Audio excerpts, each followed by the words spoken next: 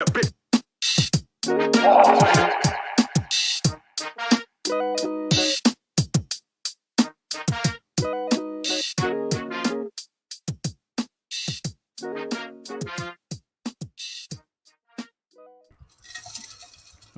there we go. What up, Lemonheads? Hi. Welcome to episode 48, The Evening Juice with Lemon City Live. It's your boy Fungus with our boys Larry Fresh down there. Finstradamus. Finstradamus. Yeah, Finstradamus. Yes. Okay, I'll like give that to you. I give that all credit to Achilles for that one. Achilles still already over sports. Carmenate.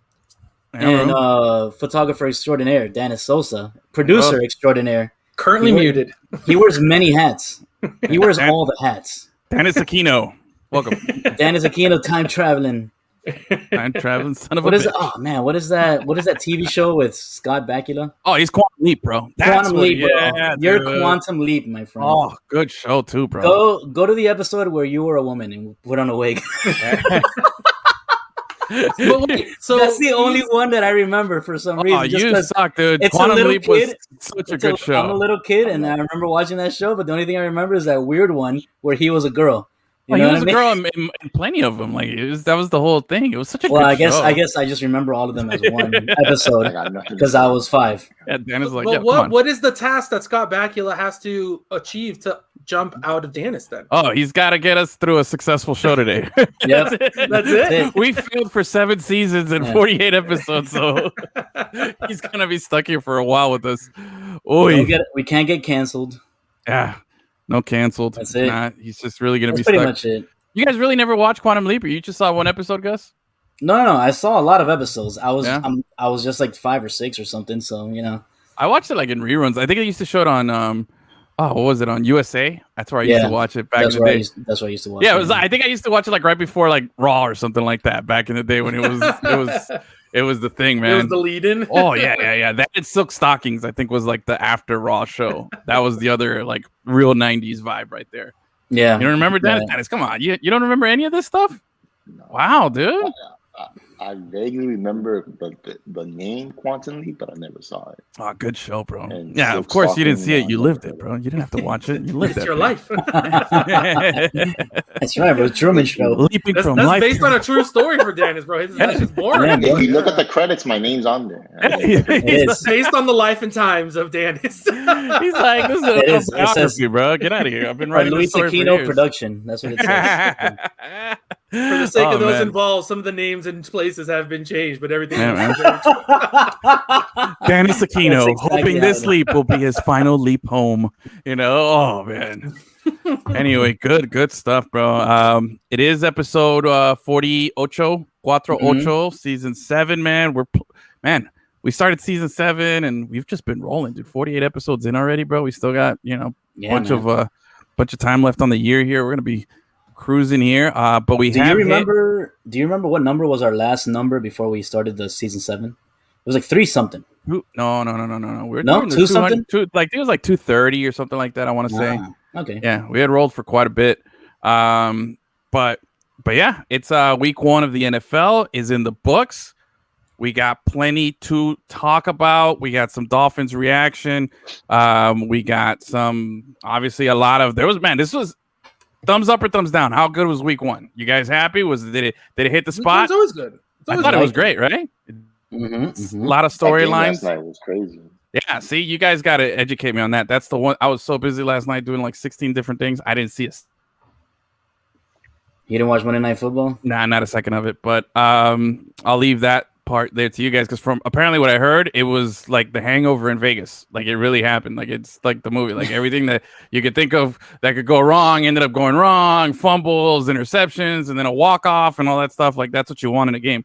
But before we get started, man, we got to go. There was so much going on this weekend that I think we got to have a weekend edition of Who's Got the Juice, who had the best weekend juice. And I'm throwing in a phony too, man. There was just so much going on. I had 2 really good ones here. So Achilles, you got the face going already. So go. You want to go first? So are we doing juicy or phony first? Give me both in whatever order you want. All right. Floor is yours. We'll start with phony, and it has to be FSU. Ooh, okay. Oof.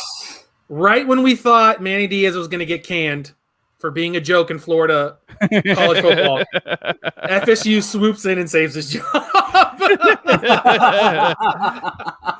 Oh, man. It's so 100%. bad, right? Like, and it was one of those things after they played Notre Dame. We're like, oh, nice. If both teams can just be okay, that game will finally mean something.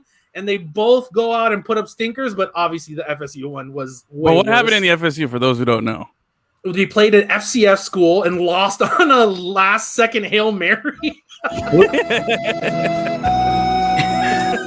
you know my favorite part though? What's that? After the game, one of the Seminoles proposed to his girlfriend. Yeah. Oh yeah. Jackson State was still celebrating on the field. Like you see him bending down in the photos. You see guys jumping around and stuff. Bro. Again, unless playing in the background. unless she knew it was gonna happen and she was expecting the proposal after the game, I would have waited. Well, like you know? What I kept hearing is like maybe like he told family and they came in specifically for yeah. you know what I mean? If Like, you're circling, but just wait for them to get off the field, bro. Hold on. Yeah. The timing was bad. And then that picture of like the game is over and it's just them there, and he's like, all right, well, here it is. Bad, bro, bad. But yeah, you got to think like you're looking at the schedule. What's our best chances of a good celebration at home? This is probably going to be an easy win. True. We're a 28-point favorite, you know, but yeah. Obviously, that's the phony, bro. Big time. I like that. To a restaurant actor and then propose Something, there quietly. No, bro. Even at an Applebee's, bro. All right, so that was your phony. What do you got for who's got the juice? Juiciest of the juices is soon to be Alfa Romeo's Valtteri Bottas. Oh, he had the drive of his life all weekend in qualifying. He was amazing, even though he knew he was going to start at the back of the field anyway. And this is the first time he decides, hey, you know what? I'm actually going to show people I'm kind of good at this, because he's been garbage all year. Then the sprint comes, and for whatever reason, Lewis Hamilton tries to block for him and fucking fails. So not only is Valtteri not going to be first anyway, so why are you blocking for him? But then it makes Hamilton drop like 3 spots. And then after the race, where his fucking teammate almost died in the post-drive interview, he looks over, sees the crash, and is just like, I don't know, smiling, bro. Bro, it was such a good meme. It was like he's talking and then he looks back and he's like, "This is fine." He just keeps going. You know, it was so perfect, dude. Like he's the kind of guy who doesn't give any fucks anyway. Yeah. But he just showed out at Monza and was just at full bore. Just chaos, dude. It was amazing. Get rid of that picture. I can't look at this guy kneeling there. It's so sad and pathetic. The homeboy's just looking bad, bro. Oh man. Oh, Taylor's chiming in. Phony Verstappen. Juicy. The cat from the UM game. Yeah, that's a solid one. Solid. All right. Who wants to go next? I'll go next. All right. My juice, bro. It has to go to Coach Brian Flores, bro, beating Bill Belichick again in New England, bro. In his house. He has the juice, bro. To this day. It has. Bro. That is a game that previous Dolphins coaches would have. Oh, for sure. You know what I mean? Yeah. They would have foiled that, bro. For sure. But Brian Flores gets it done, bro. He gets it done. Solid one there. All right. Yes. What do you got you got phony? My phony goes to Barcelona's coach Koeman. That's right, bro. This is stats from today's game against Bayern Munich. I didn't expect him to beat Bayern, but when I saw these stats, I was very upset, bro. First of all, 0 goals. Nice. 0 shots on target, bro. 47% possession, but Barcelona usually wins the possession matchup, right? And they played like Mourinho, bro. They sat back and they played the counterattack style. Fuck that shit. That's not Barcelona. Get this clown out of my face, bro. And I saw the other day that he put out a quote was like, "I'm the only reason this team is still any good." Yes. Not. No, he said he's the reason why that club has a future. That was his quote. Bro, nice. Fuck out of here, Coleman. All right. That guy needs a mirror. All right. Dennis, you want to go? I'm gonna go with my bully. I'm gonna go with Kyler Murray. Oh, Kyler Murray had the juice this weekend. 5 touchdowns, 4 passing, 1 rushing. 21 for 32.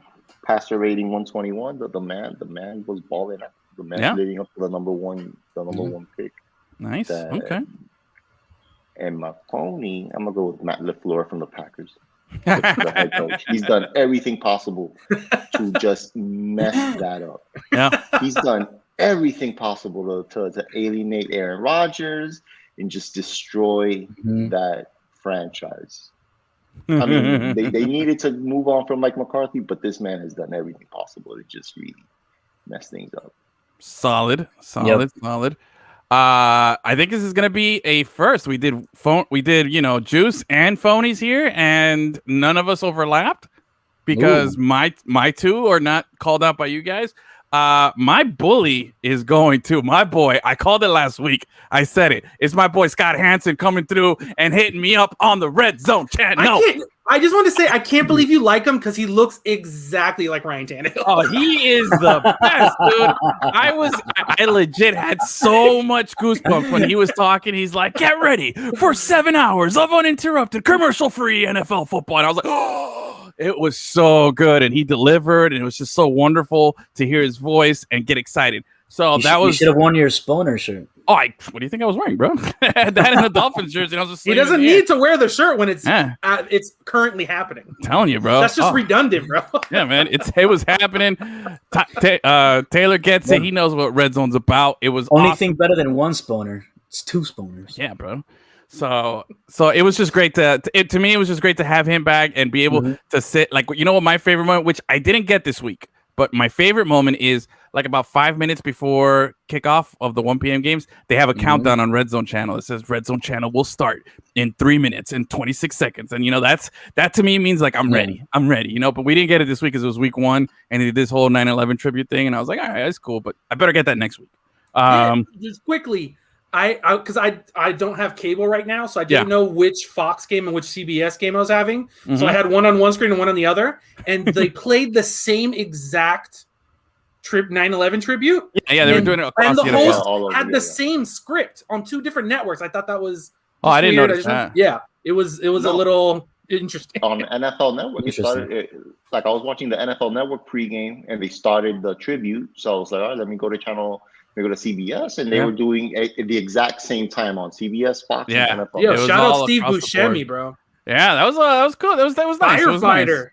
Yeah, bro. Yeah, I didn't know that. I didn't know that. Taylor gets it. It's the witching hour. That's when the 4 o'clock games come out. No, actually, that's the 3 o'clock when you're right when it's going into the fourth quarter, because that's where wins become losses and losses becomes wins. That's right, baby. He gets it. I'll tell you, Scott Hansen, bro, forever juice for me.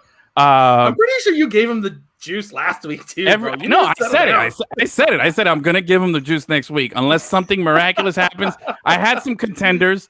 I thought Ronaldo and his 2 goals in his debut, potential juice there. Except they lost to Young Boys today. Exactly. So that really wiped it off the board. And then had Joker pulled off the calendar Grand Slam, because I did a whole segment one time a few months ago. I've been meaning to roast you. Yeah. Oh, I don't understand. No one watches tennis anymore. I can't wait for the US Open. I guarantee you didn't watch one swing, bro. I did. I did watch. Don't you? Right, I'm not a phony here. All right. My phony, though. I was going to.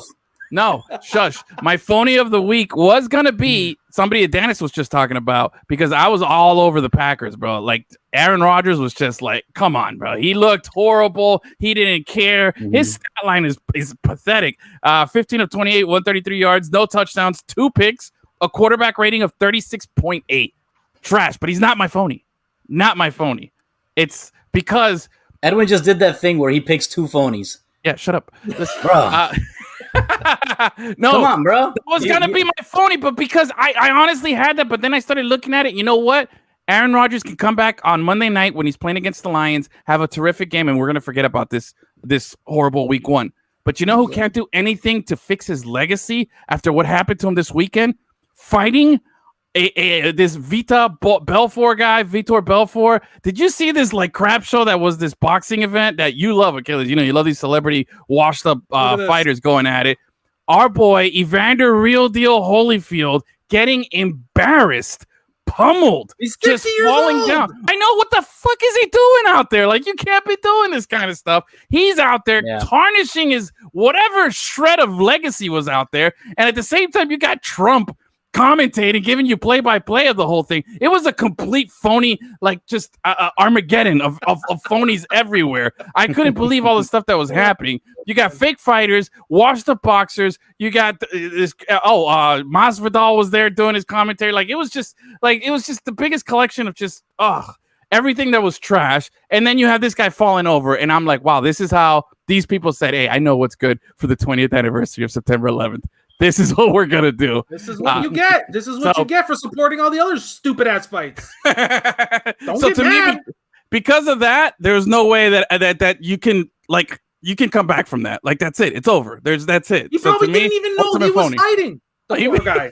Poor guy. He doesn't know where he is, bro. He's like, the people that watch over him are the people who are fucking phonies. Not him. Yeah, it's enablers, bro. Just pocketing. But oh my god, I didn't watch a minute of it. I didn't even know that was happening. Thankfully, I found out about this afterwards, and I was like, wait, this happened on 9/11, and this guy was there. It was what, Tito Ortiz and fucking Anderson Silva. Like, yes, bro. Why does anyone want to see this? Oh, bro, real trash, bro. That was the biggest phony trash I've seen in a while, dude. Unbelievable. It was so bad that I was like, you know what, Aaron Rodgers, not that bad.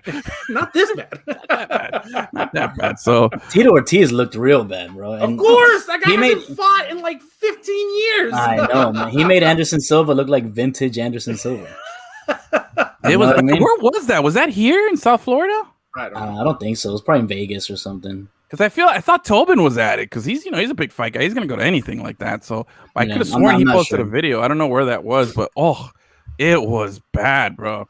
But anyway, hopefully the rest of the weekend was phenomenal. So much going on, like we mentioned, Djokovic not being able to pull that off, but you had everything else going on. You had football. You had college football was lit. We had guys. Gus, you were covering FIU. We had Zach covering FAU. Dennis was over at Inter Miami. With Alex. With Alex. Gabe was over at UM. We had people all over the board. It was great, man. Yeah, that was busy, really, really cool. Busy ass week, bro. Yeah, so much was going on. But Dennis, come on, you got to show off the jersey, bro. Show off the patch, bro. You're on the live stream here, bro. Make everybody jealous. There it is. Look at that bad boy right there. 75th anniversary. Nice. Just something I threw on, Just not a big deal. No big deal. That's the biggest juice right there, bro. That's Dennis's outfit from yesterday's Met Gala. That's what it is. What's up, fucking swagged on everybody at the Met Gala. I just show up in the Merino jersey. That's right, dude. Listen, at least you weren't Sierra, who came out with that fucking ugly ass Russell Wilson weird sequence dress. It was a very bad move. It looked like garbage. Yeah, it didn't look good. You saw she was wearing the Super Bowl ring. Yeah.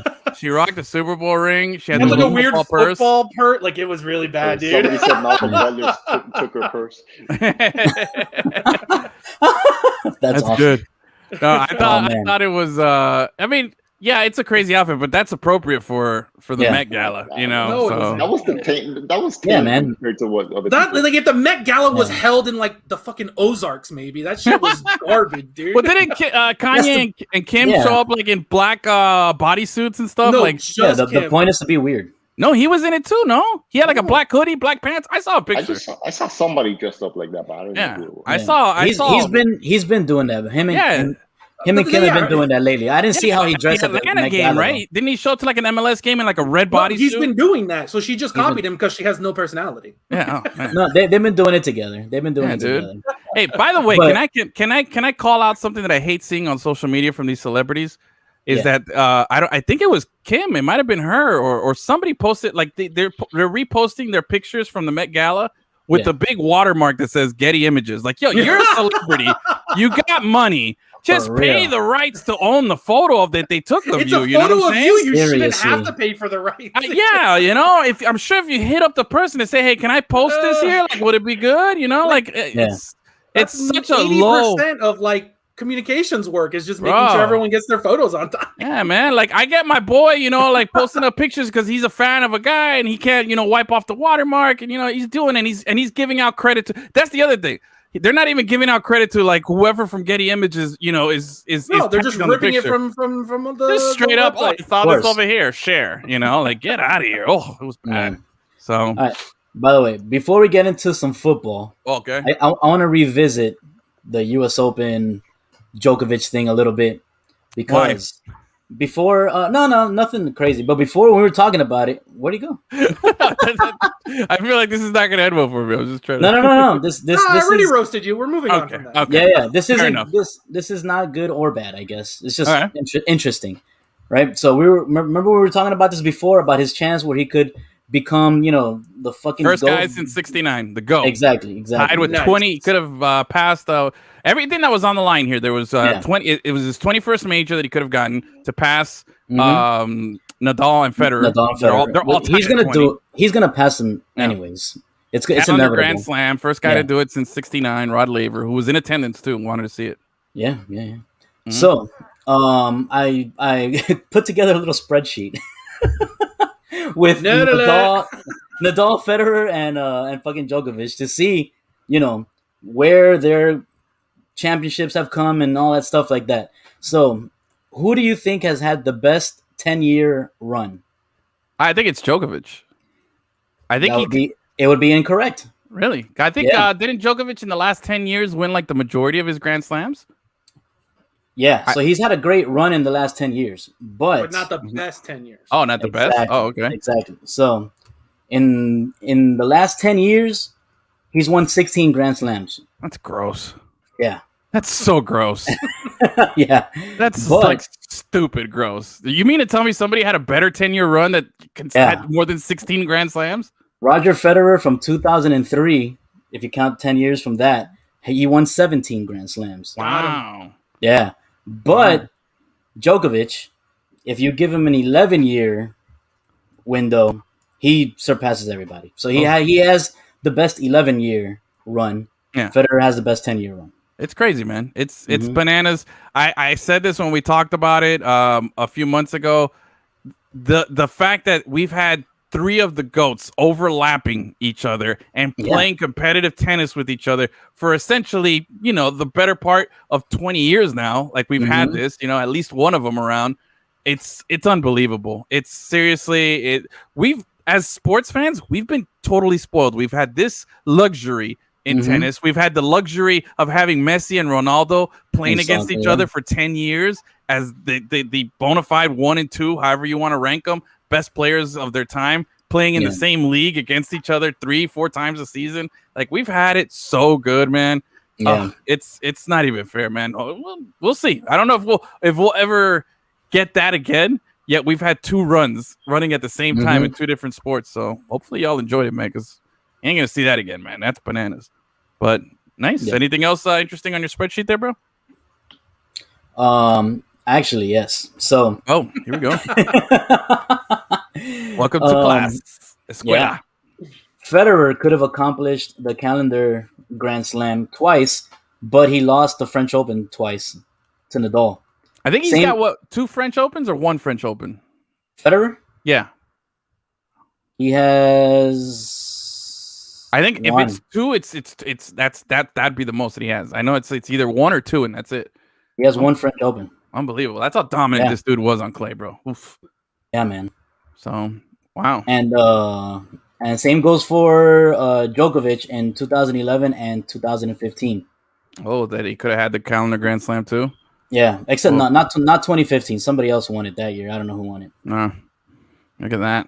Yeah. Wow, bro. There you go. You got learned, man. Get learned with some tennis, bro. I like it. I'm all about it. All right. So can we go now into some Dolphins? Are we ready for that? Oh, look at that. I don't know what that is, but all right. All right. So let's get it out. Right now, the Dolphins are first place in the AFC East, and no matter what the outcome is of any of the games next week, we will still be in first place in the AFC East. Oh, yeah. So that's sexy, bro. I feel like Achilles is going to poo-poo on everything. I feel like you've been a negative Dolphin fan, not happy with the win. Well, you're going to criticize Tua. You're going to try to poo-poo on stuff here, but I'm prefacing everything with the fact that I got to correct you. What? If we lose to Buffalo, Buffalo will be in first place. No, we'd be tied. We'd be tied for first place at 1-1. But they got tiebreaker. They have the tiebreaker, dude. Whatever. Bro. Look, I'm going off record. I'm not breaking it down here. Thanks, Dennis. I'm not going to do that. I'm not. I'm just saying it is what it is. We'll still be in first place or tied for first place. We'd have a first place record, and that's where we are. I'm okay with that. We had a great. We went to, and this is coming off a victory, like Gus said at the beginning, coming off a victory in New England. Like, I'm good here. Achilles, tell me why I should not feel good. It's not feel good. It just wasn't a good game. Okay. On either side, really, of the ball. Mm-hmm. 17 points is not going to get you wins. I agree. It was a very. I agree with you, Achilles, that the Dolphins' offense looked shitty, but Patriots' defense is also better than people are giving them credit for. I don't hear. That's fine, but they're not like so much. Again, no, the Patriots' defense. That's a really good I'm not defense. saying they're not. Yeah, they got back all those players that sat out last season for COVID too. Remember, and you add Kyle Van Noy, who was on our squad, who went back. He's got a little chip on his shoulder. I'm not discrediting that. My problem is everyone's like, "Oh, we went in there and we beat the Patriots on the road," and then the Patriots talk shit, and then everyone's like, "Oh, but the Patriots are garbage." Which one is it, bro? It can't be a good win, bro. I'm just saying, all over commentary and Twitter. Those are the two things. Everyone's pumped up. Hell yeah, we beat the Patriots on the road. And then in the same voice, the Patriots suck. They're not even good. It's like, bro, choose one. That's what I was doing. You can't have it both ways. That's the biggest problem I have. Is like, just choose one. Either the Patriots are good and it's a good win, or they're trash without Tom Brady and it's not a good win anymore. I think it's a solid win. A lot can go wrong week one. You have no tape on your opponent. You have a lot of things that can go against you, but we game plan, and we were never behind that game, right? We were ahead the whole game. We were behind at one point, I think. At one point? No, I think we were ahead the whole game. Are you sure? We were tied at one point. It might have been tied at one point, but the point is, we were up there. We were playing with a lead. If you really want to, look at some more moral victories. Yeah, you're right. Mm-hmm. When Mac Jones threw the touchdown pass, after that stupid personal foul. Yeah, it was 10-7, right? Yeah. It was. Yeah, we were down 10-7. Okay, so we were down. Right. We also had all these. Man, there was some weird not play calls. Personal fouls and officiating that was just super suspect. I saw what's that guy's name, Judah or something like that, I think it is, who grabbed Tua and drove him down to the ground after he threw a pass. That was okay. At another play, Tua scrambling, he gets slapped in the head by a defender's hand. Just bam, hits him in the face. They don't call anything. But yeah, our guy falling down, tackling a guy by his ankles. Oh, such a good play too, dude. Sack. It was such a good play. So good. And they called roughing the quarterback on that and gave him a first down on a sack with a bro. None of it made sense. That was the only touchdown they scored. Yeah, because they had so many offensive penalties that easily cost them at least 2 touchdowns. Every time they're driving on the Dolphins and getting some momentum, they did some stupid shit and ruined it for themselves. Dude, it was tough. It was this officiating was really weird. No, it was very bad. Super suspect. You want to do good things. And then again, I'll admit, I want to see a little more poise and composure from Tua. I'll admit what he did, what his weaknesses were. But at the same time, I like how he commanded stuff. He looked much more confident at most of the time. When it was when there was a little pressure and a little scrambling. As soon as they went off script, and it's not again. So I was telling you guys in the chat, it's not so much on Tua or the defense playing bad. I thought the coaching was awful, just in general. It was horrible on both sides of the ball because outside of the scripted plays, they had nothing. They stopped being able to run the ball. They couldn't throw it to anyone. The Myles Gaskin was having a good game. I don't know why they stopped feeding him the rock, man. Myles Gaskin can catch a ball from the backfield, can run it, can get you some yards. They didn't really incorporate Waddle as much as I thought. Yeah, that's what I'm saying. To me, Gesicki was a non-factor. Listen, I'm not the biggest Tua guy, but I'm not going to put it all on him. How is it that Waddle is crushing them? He scores a touchdown, and then you forget the guy's on the field. Yeah. And how does Gesicki get 0? Many the Patriots receptions? No, bro. Doesn't matter. There's a million guys on the field. They were concerned with the offensive line, with Dawson Jackson being out. So I think they put Smythe in for most of the snaps at tight end. Doesn't matter. He needs to get one catch, bro. That's bad coaching. So basically, Gesicki was taken out. And then on defense, they had the. We lose an O-line. We got to sacrifice our tight end. That's a shitty game plan here. You know that like was I said, coming. and they had the DBs. That's the best part of this team. 1 through 5 on that team is good man coverage, and they had him playing like 20 yards off the ball, and it was just easy throws for Mac Jones all day. That was so weird. That was super weird. Out here, bro? Yeah. I think they respected Mac Jones a little too much, man. They needed to get him. Yeah, I thought they were playing not to lose. And it's funny because when Tom Brady was the Patriots quarterback, the way to beat him was to pressure him. Yeah. So obvious they're not gonna. Mac Jones is like Brady light. Like just do the same thing that you do to Brady to him. Plus he's a fucking rookie. That's the big thing. That's the big thing. I think Dennis hit it on the head. We were playing to not lose the game, and then we forgot what made us a strong team last season, which is, our defense really put some pressure on them, and it didn't feel like we were, menacing a rookie quarterback making his first start. Like we should have been. Again, this is why I said it wasn't a good win, because they really just didn't play well. And on top of that, they didn't have the full year last year, and blah blah blah blah blah. That full year. That full year is a bad I'm just saying, argument. this is the same exact team that we saw last year, top to bottom. There was nothing different. There was a couple of more plays down the field. Other than that, it's a carbon copy of the players and the scheme.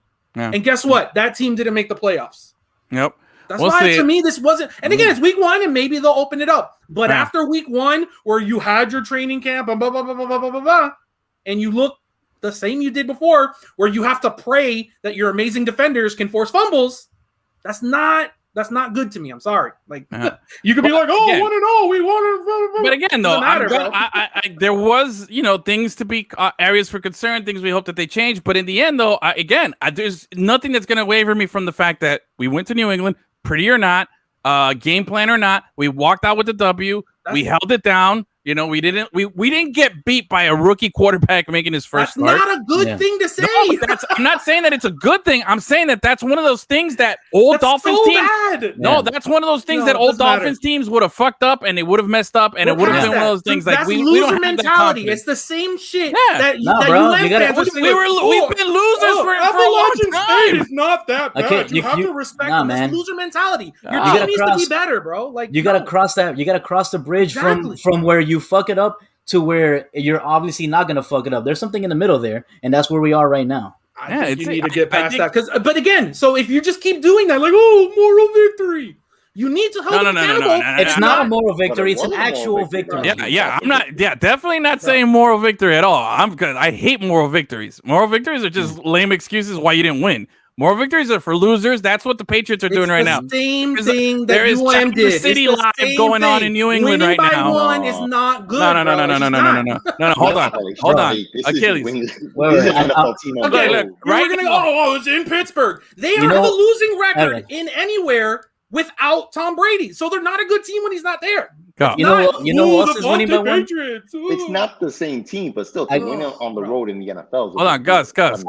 You know who else is winning by 1? Inter Miami right now, Achilles, and you've been trashing them all season, and they're about to win again. That's the worst team in this city to actually watch, bro.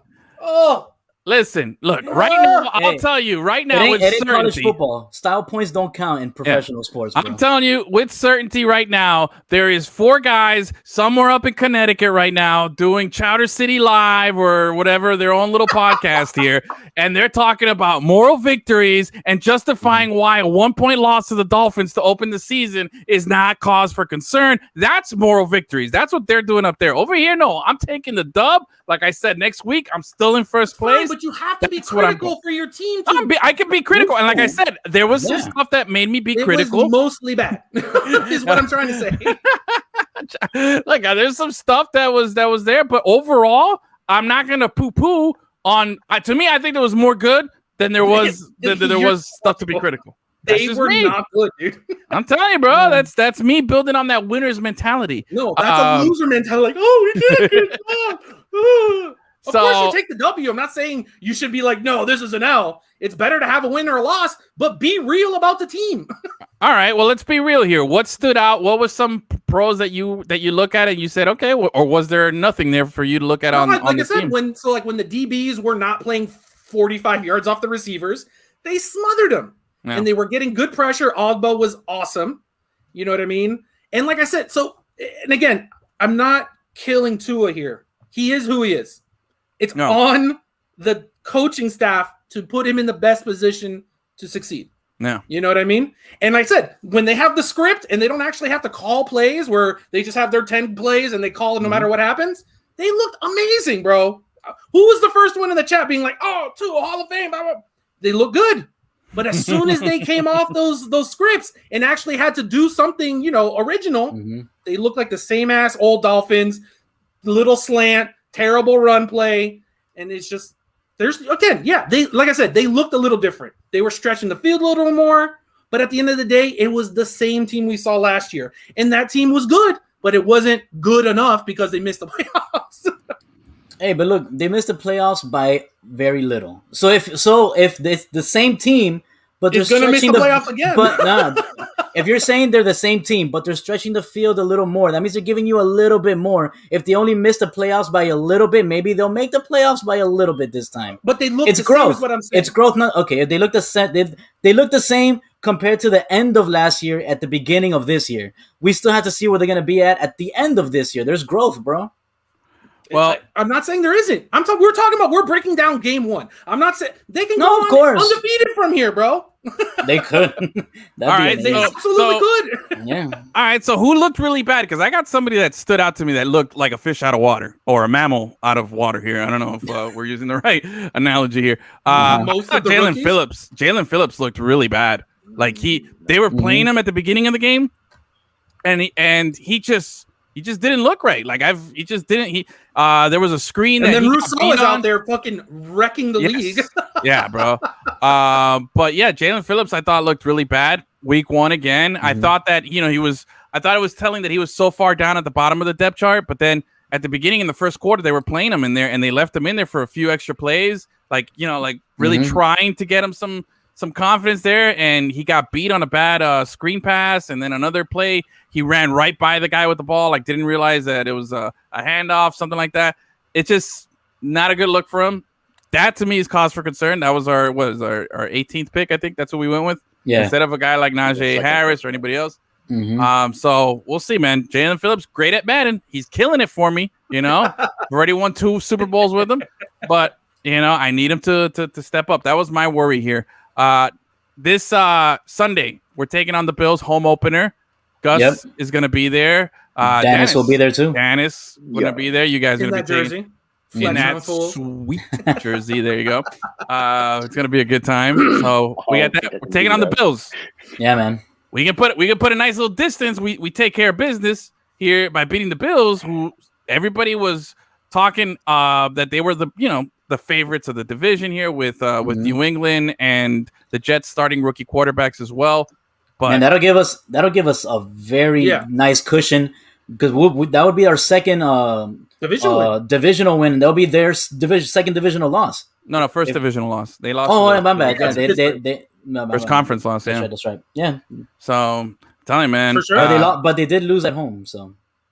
Yeah, so Phillips is gaga when he was at UM. Yeah, I had my everyone was in love with that guy, and I didn't get it when you had his teammate who actually performed right next to him. I was with you. I've been with you the whole time. All the concussions, all the injury issues. Yeah. The fact the dude wanted to play piano just a few years ago and not play football, and again, to me, it's just woo, red flag. A lot of the things that I saw bad this past weekend, I blame more on the coaching than anything else. Honestly. Okay. Fair enough. Because it's something's working, and then you just stop doing it. Like, how does Jalen Waddle disappear from the game? Yeah. I couldn't understand. You forgot that he played for the Dolphins in that game. Meanwhile, Jamar Chase had a really good game, considering that going into the game, they were saying, like, I don't know if he's going to be able to see the ball because the ball doesn't have white stripes, and he was having trouble adjusting and seeing the ball, and he went out there. Joe Burrow, man. Burrow. Look, I love Tua. I've been carrying and campaigning for the dude, and I'm gonna until the last day he's here. I love the guy, but I have been very upfront and I have been very open about the fact that I always thought Burrow was the guy and that they should have traded everything and anything How available. about maybe to Matt get Burrow. Jones and Jalen Hurts are also the guys and not Tua, bro? Like, come on. You shut your mouth, bro. Get this guy out of here already, bro. This guy's just too much Dolphin slander is not allowed. I mean, the thing about Tua, I'm not. Let's give the man a year, not 7. Why does he get a year? Yeah. But Mac Jones can throw a ball under pressure his first game. Mac Jones hasn't thrown a ball under pressure either, bro. Like he didn't have a good game. Delivered strikes, getting hit every time. We didn't get any sacks because he was able to get the ball off. If you make Tua move, Mac Jones had time, bro. Man, Mac Jones was Mac Jones had time. No, I'm not. I'm talking about when he got hit. I'm not going we to did compare a lot. guys' bad throws when one guy didn't make a good throw. You know what I'm saying? It's been 10 games, man. Yeah, What bro. I'm saying, everybody's either in a rush. No. It's not excuses. It's just. It is.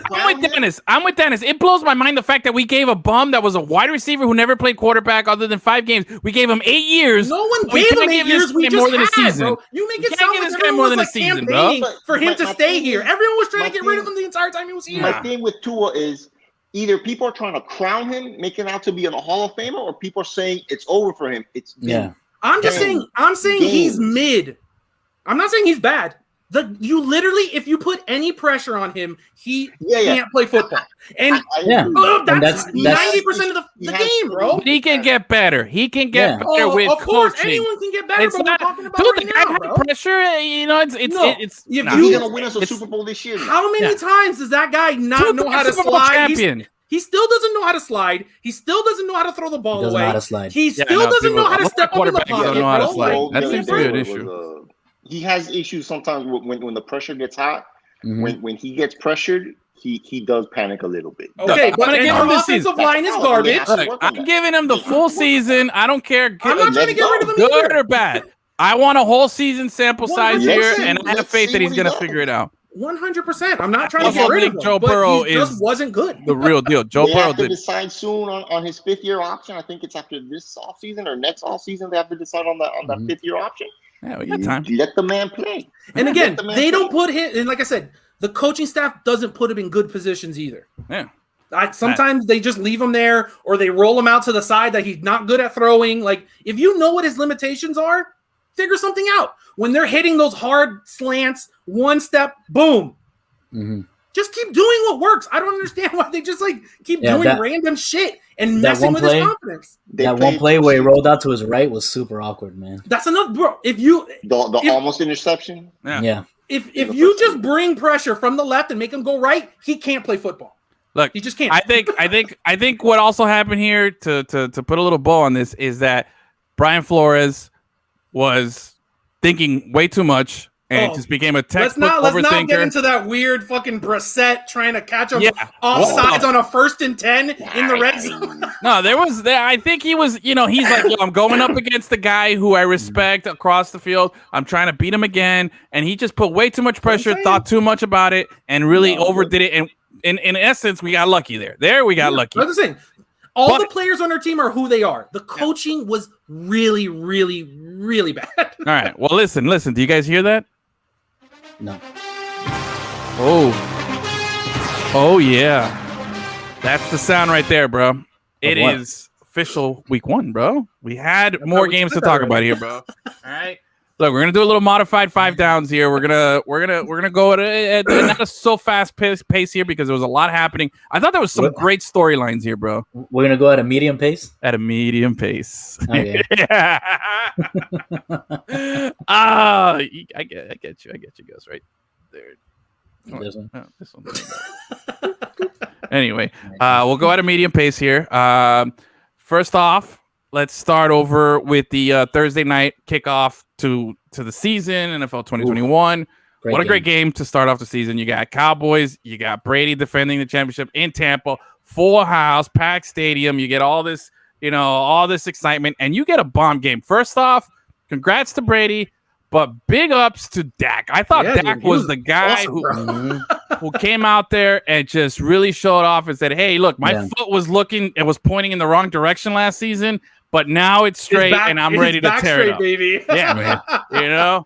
because that was gross. That was gross when he busted his ankle there. But he came out, was it 400 something yards? And how about that crazy stat? 8th time that he's done that in his career. And that's insane, bro. What's crazy is that Aikman only did it once and Romo did it 5 times. He's done it more than both of them combined. You know, I mean, to me, it's crazy because that stat kind of sneaks up on you. Like, you wouldn't think if you had to guess how many times he's done that. You're like, I don't know, maybe like 2 other times. Because that team is trash, so you don't think that good things happen in Dallas. Yeah, Achilles just constantly trashing on everybody. He's not wrong this time, though. I know, but this is he's always pulling on everybody, dude. No, he was great. I'm just like, but what? But the team is trash. Yeah. No, you don't expect to get that from a Dallas team because they have not been good. That team has been trash for a long time, bro. But you also got to think he's been the quarterback there with Zeke the whole time too, right? Yes. Like him and Zeke have been maybe 1 year. They came in together. No, I think they came in together, if I'm not mistaken. So he's had a quality, premier running back behind him, and he still had to throw for 400 yards 8 times in a game. Zeke has been good for a couple seasons. Oh, no, Zeke actually, he was just really good for a couple of seasons, and then last year had a more regular season compared to the rest of the league. And we look at it like an off season, but that was still That's true. It's a little unfair on that part. But Cowboys came out to play. Dak looked really good. But the question here: did any of you? It's a minute something left. Was it a minute 20 something? Oh, gives guaranteed loss right there. Yeah, bro. A minute 20 something left. Bucks are gonna get the ball back. They got 1 timeout, and Brady's got to go to the length of the field. What was in your head? What was the percentage that Brady 100. was actually going to make this happen? Did anybody have any doubt? Yeah, you were at 100%? 100%. I've seen this rerun on USA a million times. Dennis was like, yo, I did a whole episode on Quantum Leap. It just hasn't come out yet, but I did a whole episode on it. This is a given.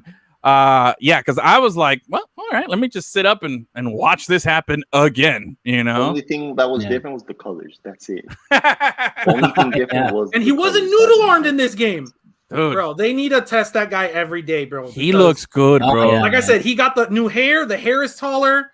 His forehead is as flat as a piece of marble. Dude, he looks. Did you see that picture of Aaron Rodgers? Yeah, and him side by side, and it's just Aaron Rodgers looks like the goalie from the Mighty Ducks. He looks like the goalie from the Mighty Ducks, on the meth. Oh, bad, bro. Oh man, you need to check. Maybe putting Botox into your shoulder helps you throw farther because Jesus Christ, he looks so good. Look at. Oh, here we go. Give it. Yeah. Look at that. Come on, 7 years, bro. This man has 7 years on him. Tom Brady doesn't even look like himself. He looks like an android. Yeah. He looks like Justin Bieber on steroids. Yes. That's a jacked up Justin Bieber right there. Look at him. With a giant head. Unbelievable. Bro, that forehead is ridiculous. Rodgers with the sleepy eyes and the white beard already. Like, just like I wouldn't dig be surprised after the whole thing with Jeopardy that this man lost his job. I wouldn't be surprised if he just walks away and takes over the show. Like, I wouldn't be surprised. I'm gonna go do Jeopardy for sure, dude. I mean, we'll talk about the Packers in a little bit, but man, God, this Brady thing, this phenomenon that is, Benjamin Button out here, just reverse aging. It's just it's crazy, gross. bro. No, for sure he's out in Germany getting that Kobe Bryant stuff, bro. Yeah. That blood work. Yeah, but no, there was a throw. Dude, we're 1 season away from his eyebrows just being stuck, and he has no more emotions.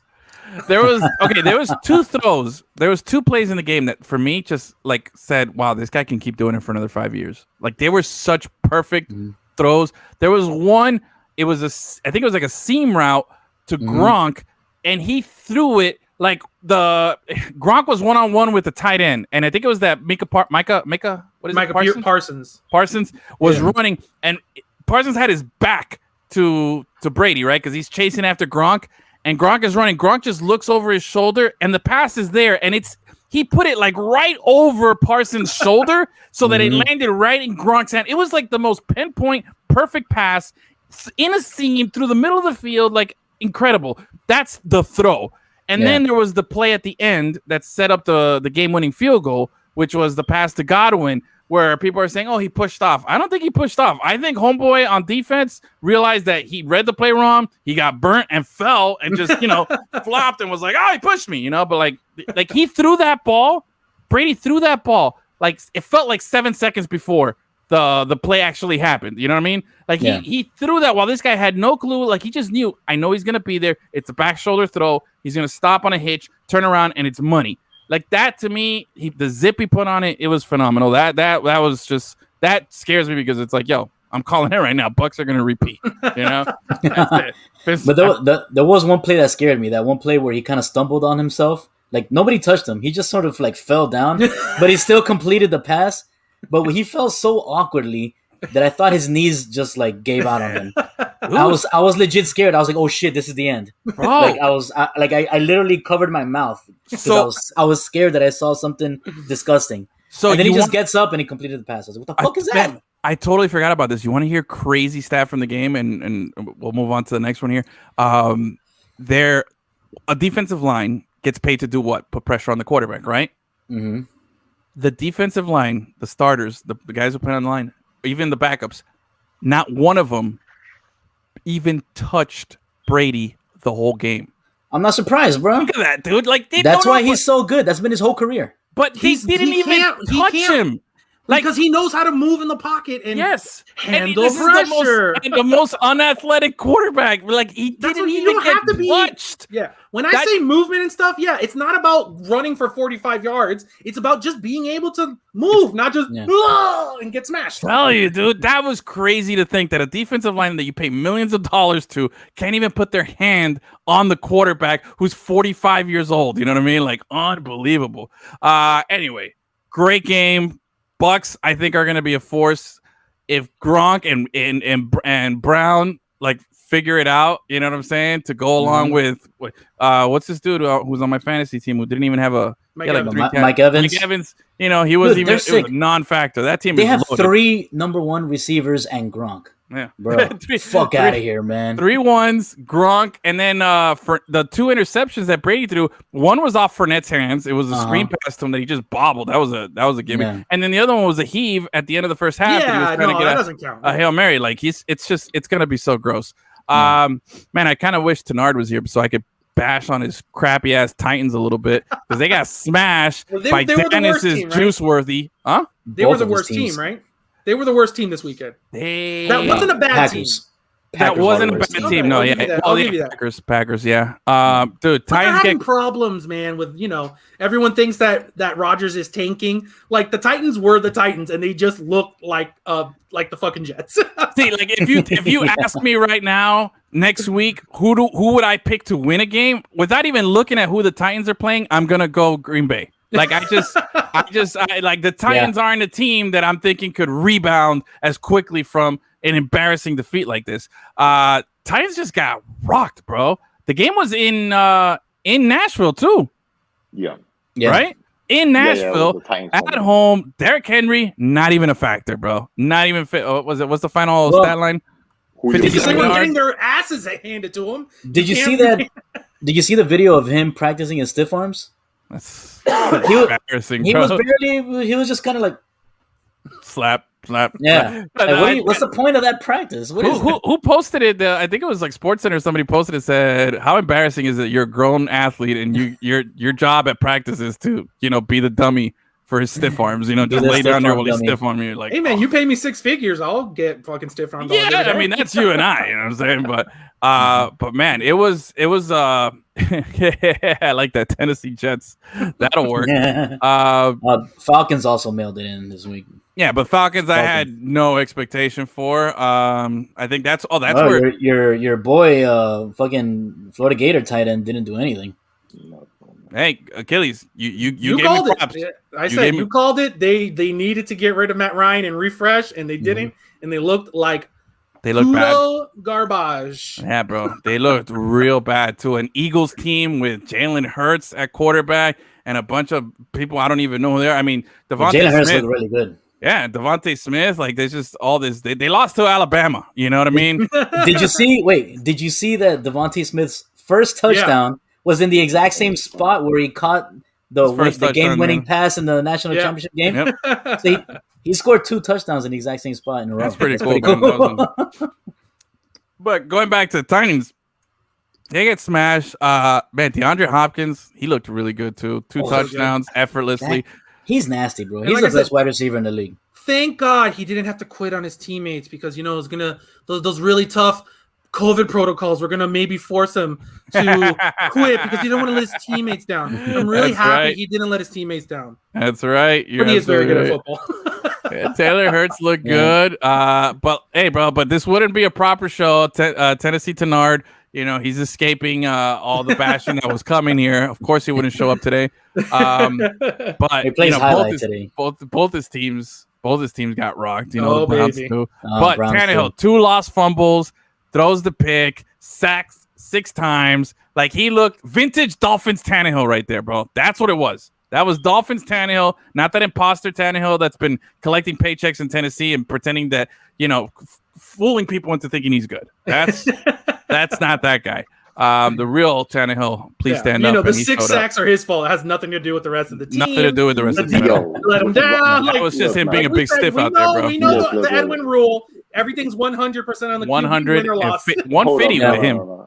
Like I agree. Offensive line has a lot to do with the quarterback's pressure, but Ryan Tannehill has this thing where, like, I used to say Ryan Tannehill could cross a deserted street with an 18-wheeler still 2 miles away, and he'll find a way to get hit. The man does not know how to avoid contact. Who was the dude from that had the 5 sacks for the Cardinals? Chandler Jones. Chandler Jones. Woo. I remember against the Titans one time. I was at the game, and he has the lineman in his face, and for some reason he runs right into him. It's like Tua's doing the same stuff. Shut up. Tua's in his 10th game. This guy was doing this in his year 5. Tell you, dude, it was not pretty for Tennessee fans. Mm-hmm. I don't know who they play next week, but I wouldn't bet on them, bro. Like I don't know. There was nothing there. The thing with Kyler Murray is he's boom or bust. He's either running around throwing 5 touchdowns or is just useless. Hey, but there's no middle ground with him, bro. Like, you're either gonna go all out or you're guaranteed a loss because he's doing wild shit. He's a gunslinger, bro. Yeah, man. Gunslingers are fun. I agree. I'd rather have someone who's out there trying than just fucking dinking and dunking, bro. Like, I'm 100% all in on Gunslinger. Hey, Tua beat this Gunslinger Kyler Murray last season. He needed a defensive touchdown to beat the Gunslinger. Saying, though, you know what I mean? It was Dolphins won. Tua played defense and he scored that defensive touchdown himself. Yeah, exactly. You don't remember the play? I remember it vividly. He called in the play to Flores. He says, "No, do this coverage." Anyway, let's keep ranking on Tenard over here, because a game that I was like, wow, I was impressed. First half, Browns came out, punching the Chiefs in the face, bro. That's been their MO as of late, bro. Yeah, they came out there. I was like, wow, look, this guy and all his little progressive commercials, looking like a real quarterback out there, making some stuff happen. I do like those commercials where he's gossiping with the ladies in the. It's good. Yeah, they're a little funny. The man has personality. That is not in question. Yeah, but I mean, he was there, and I thought that they were playing a good game. Their defense looked really good. The Browns, I thought they were really putting the pressure on this dude, but then all of a sudden it was like the Chiefs just said, "Whoa, wait a minute! Oh shit, forgot we're the Super Bowl champions." Damn it, bro! I got Travis Kelce. Oh, I got Tyreek Hill.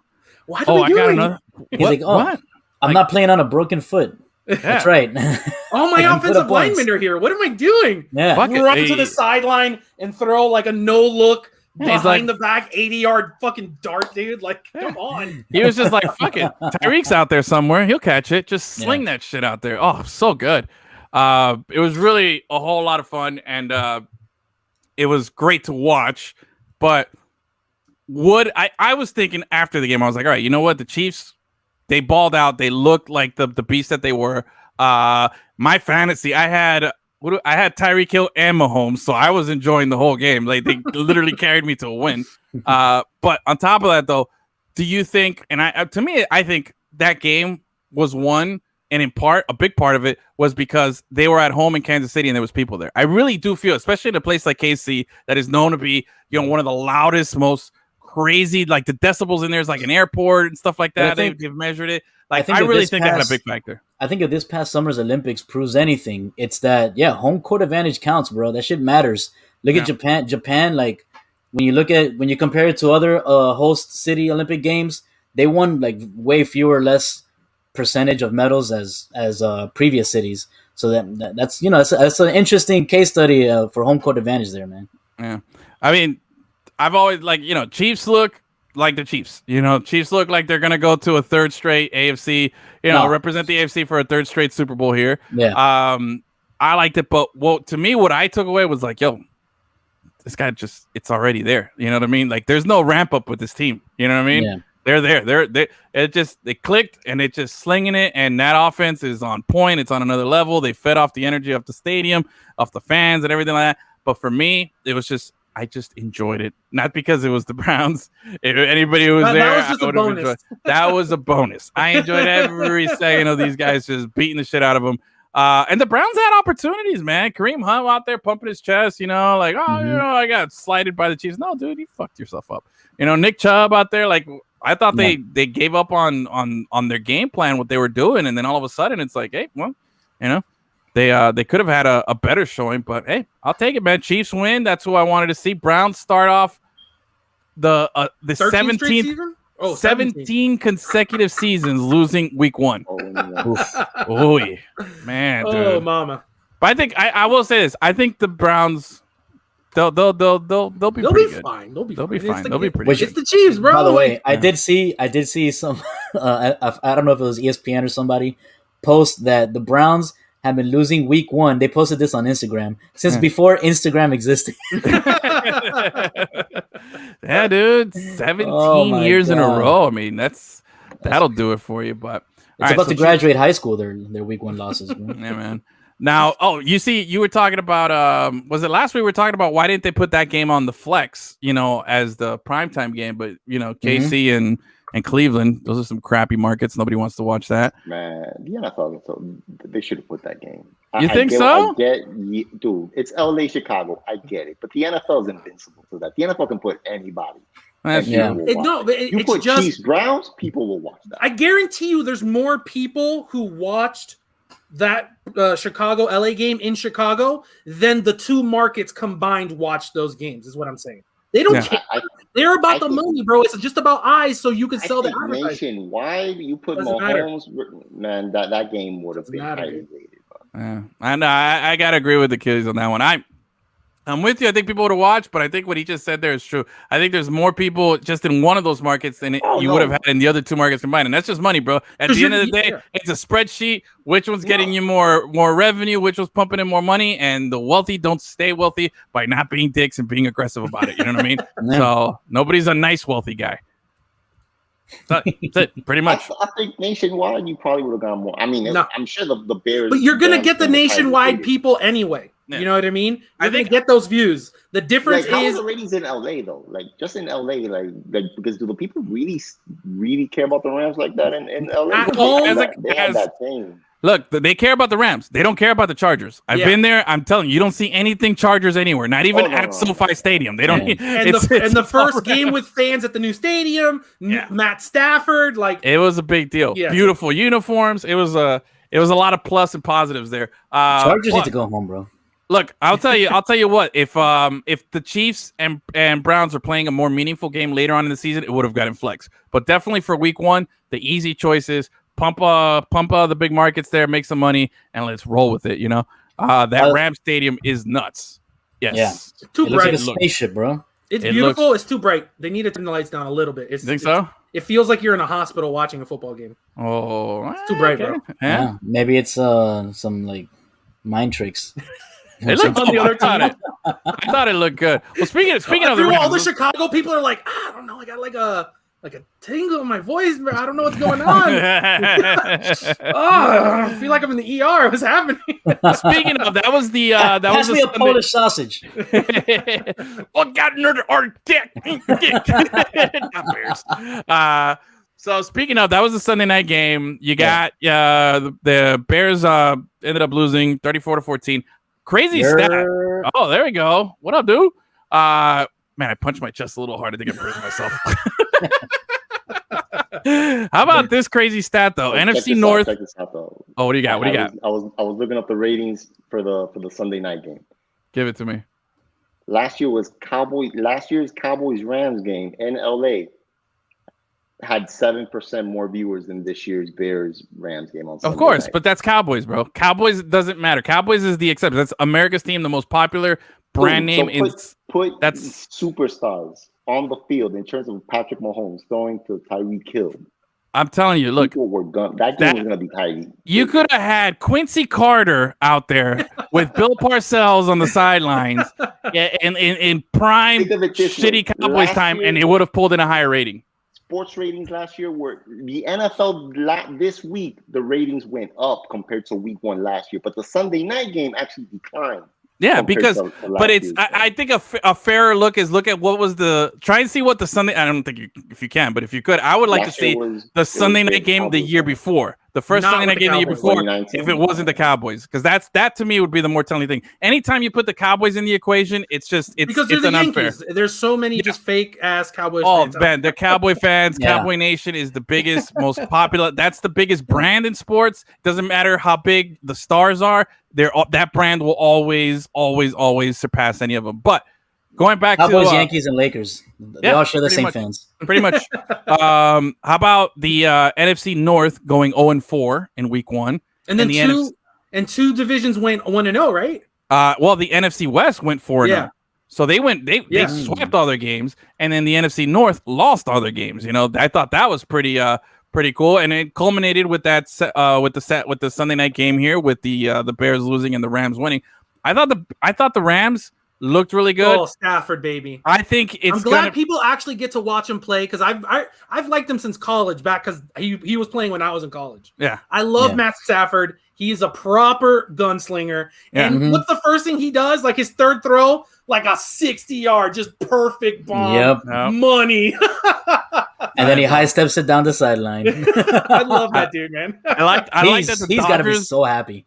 I like that the Dodgers were up in the suites watching the game after they had played a game earlier in the day and they beat the Padres. They're like, let's go check it out. Like it's such a vibe over there in LA right now to go to this place, catch a game, and do this whole. Oh God! And the red rifle was the red rifle, bro. That guy is so. Oh God! It was, bro. He's the red Nerf gun. I'm telling you, dude. It was something. But what I think is going to happen. I like the Rams a lot this season. I thought the Niners had a good showing until the end. I know the score and the crazy comeback. I'm here for the prehistoric baseball cards. Yeah, you got to come back on Friday, bro.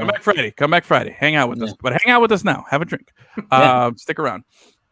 But anyway, I think the Niners, you know, they had the big blow up at the end that they almost, got caught up. But that took like an onside kick, a ridiculous fumble, some other crazy things, a 2-point conversion. It took a bunch of stuff to get to that point, and they still didn't make it. I think the Niners look pretty good with Garoppolo here. They're going to figure it out. They're well coached. Mm-hmm. They're well coached. We'll say that. But you take that aside, I still like the Rams. I like the Rams, and I like the Bucs to go deep. I still think the Bucs are the team to beat, but I think the Rams could really do it. I think Stafford's going to have a really good season. I like his potential here, because he's had the monster season when he's had weapons before, just bad teams. You know what I'm saying? Yeah. Now he has maybe the best defense in the league. Wow. That defense, one of the best offensive minds too, man. Yeah, I love watching the Dolphins defense play, but it is special to watch the Rams play too, because you are not going to complete a pass more than 7 yards down the field. There's going to be someone there, and that person's going to be blowing your face up. It's unbelievable. It's really good, and they look great in those uniforms. They figured it out. They like the white tops, dude. The helmet look great. The pants look great. Their shirts, because they look cheap with all that weird plastic. Well, I get the plastic thing or the I just weird. Honestly, I didn't like blue, white, yellow. It was too much. You need to have like blue tops, and then that's perfection. Well, they have the blue tops, and the thing is that they rocked these. They debuted those whites last season. They didn't have whites. They only had that bone. Yeah, they had the dirty intramural shirt, the YMCA uniforms, and I like what they rocked with the white. It looked real clean. Hopefully they'll keep it in that bone stuff could just go away for as long as possible. But great. Justin Fields, real quick though, 2 for 2 passing. Why are we doing this? Because the Niners did it too. They had Trey Lance, just come out in the red zone. There, throw a touchdown, and then they got Justin Fields doing it. Like, why? Yeah, but at least Garoppolo's doing something. Yeah, well, that's true. But but why are we?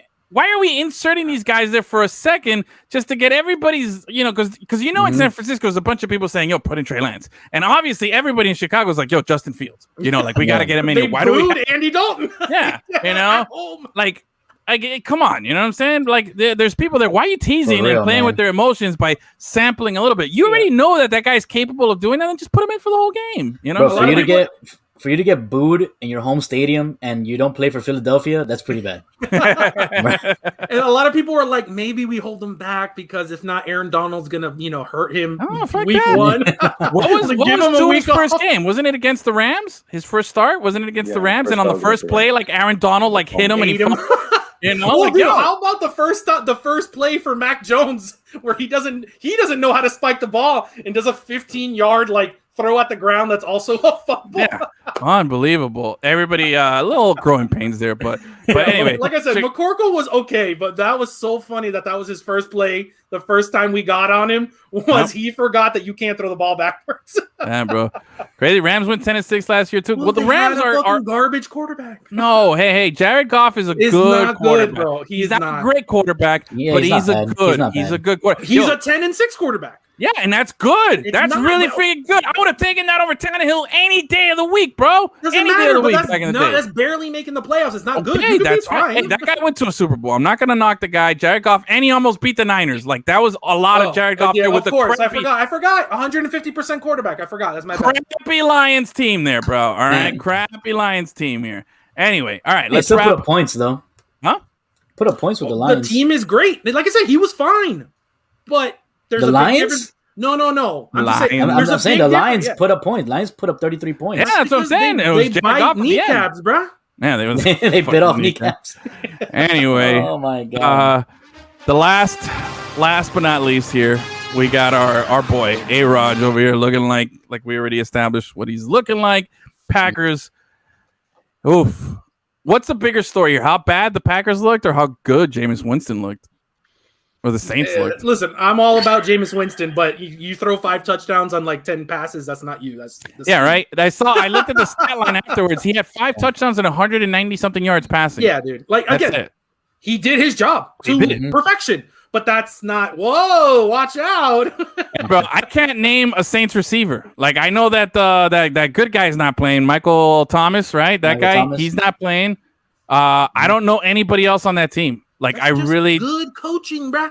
I know that it goes. It's really good. Kamara coaching. is ridiculous at football too. So Alvin Kamara, yeah. Unfortunately, I drafted him 2 years ago when he had his bad season. And then I didn't get him last season when he had his good season. So here he is now. Reminding me of why I should never pick him. You think Winston went off, but he only threw for 148 yards. Yeah, that's what I'm saying. Yeah, 5 touchdowns. But 5 touchdowns. It's an outrageous touchdowns. It's a crazy score stat line. 14 completions. That's ridiculous, dude.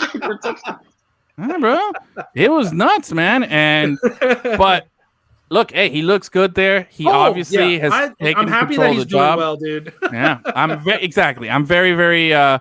Very happy that he's found a place there and that he has an opportunity. I think the kid is super, super talented.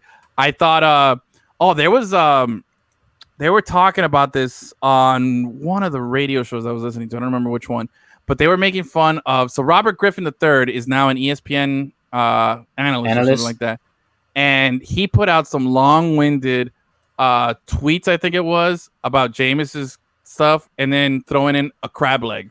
Like, oh, we should give him a crab leg for every touchdown he throws. And it was like some long-winded joke. And it's like, are we really on that? Are we still? It was such a bad taste. It was like, come on, dude. That's your contribution. Someone should have told him, come on, bro. Just move on. Yeah, it brings up what we were talking about last week, where there's a certain level of thing where you can just forgive. And stealing some crab legs is dumb.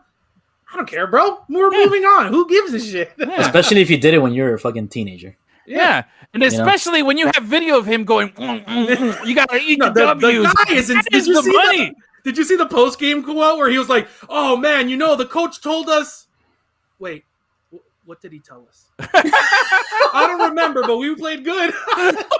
I'm telling you, the guy is a gold mine for great content. Like, don't dig at that. That's the low hanging fruit that nobody wants. He was good, dude. He was money on that. Oh man, Alex gets. I'd steal a pub sub any day. Yeah, that's you know what I'm saying. That's what's up, dude. Look, is Jonathan Vilma on the plane for? I have no idea who's on the Saints. Like, He's literally no idea. I know what's the big DN that they got? Cam Jordan? Yeah. Well, because they had Cam Jordan and Jordan Cameron, and one guy was white, one was black, and no one could ever remember which. Cam Jordan, I think, is the big black DN, and Jordan Cameron was the tight end for the Dolphins. Yeah, that's what it was. But the Saints, well coached. They're gonna plug and play. This is supposed to be a rebuild year for them. They can turn some heads. I still think they probably need a little more. But Finstradamus. How was Sean Payton's body language? Because last time we saw him, he was supposedly quitting football. Yeah, but he's good, bro. I like Sean Payton, man. I like him a lot. I got him in like my top 5 coaches. I got him, and I like McVay over in the Rams. I don't know, something about that little guy. Bro, that guy's awesome. What about that the crazy McVay stat that he beat out Calvin Johnson for Mr. Football when he was in high school in the state of Georgia? Yeah. Did you know that? That's crazy though. Like, come on. Dude, what? Calvin Johnson ended up at Georgia Tech, where they hadn't thrown the ball in 35 years. And he said, I'm that good, you're going to throw the ball, baby. Sometimes things slip through the cracks. It is what it is. It is. I love it. I love those week 1 overreactions. Yeah. And again, I'm not worried too much about the Packers here. I think they'll rebound, but I also think they shot themselves in the foot with all the distractions and everything that they had going into this and delaying this inevitable thing. Now, I will give them the benefit of the doubt that next week, I think they play the Lions on Monday night. I'll give them that if they lose to the Lions, then you hit the panic. Then you start, slamming all the alarms. I feel that any goodwill Aaron Rodgers had built throughout this ridiculous saga died yesterday, because everyone's like, yo, that guy literally just quit. And it's a bad look. His last year in Miami. Yeah. So, Cuddy Siggs was a legend, all right? Cuddy Siggs was a legend down here, all right? He was just missing a cigarette. All he was missing was a cigarette in the movie. Roger's going to get COVID on purpose now. Dude, maybe. You know what I mean? Like, maybe.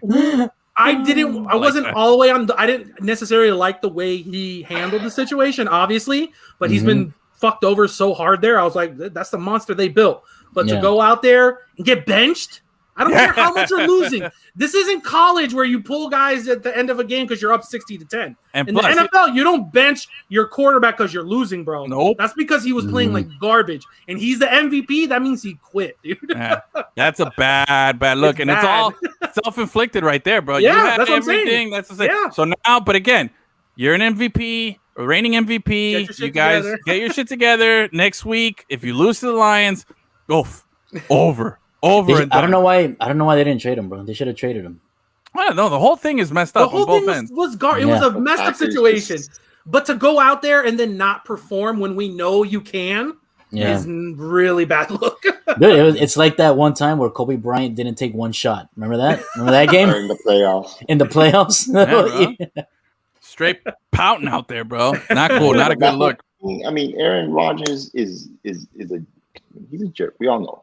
That man has his issues, and the Packers, knowing this, still just went out of their way to just totally mess things up. Make it even worse. If you're going to draft Jordan Love, if you're going to draft him, that's basically you need to trade Aaron Rodgers at that point. If you decided you're going to spend a first-round pick on Jordan Love, and not tell him, that's the best. Like, I get his side of it, like, but at the same time, like, the organization has no responsibility or anything to tell you anything. You know what I'm saying? Like, you're an employee. You know what I'm saying? You could be the best employee, the all-time greatest employee, but you're still just an employee. You know what I mean? You're not part of upper management and ownership. So you really have no say if they don't want to include you in those things.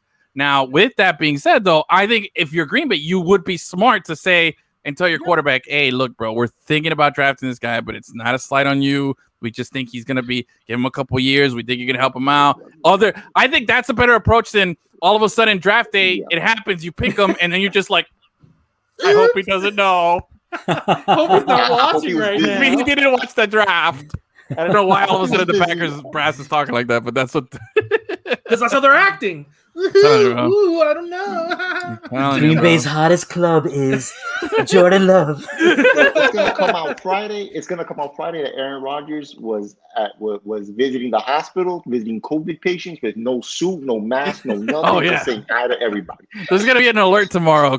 Aaron Rodgers seen in the COVID hall, COVID wing of the local hospital, showing love to everybody, running around naked. And that's how Jordan Love is gonna get his first start on that. With his hair down, hair down, and everything.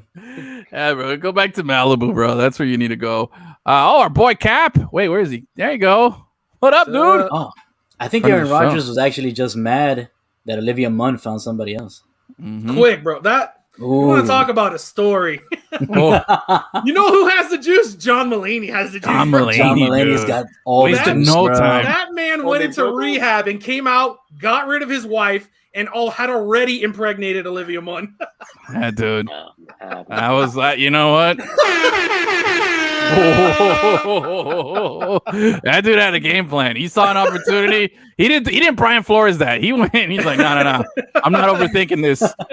Yeah. The quickest way from point A to B is a straight line. That's what it is. He made it happen.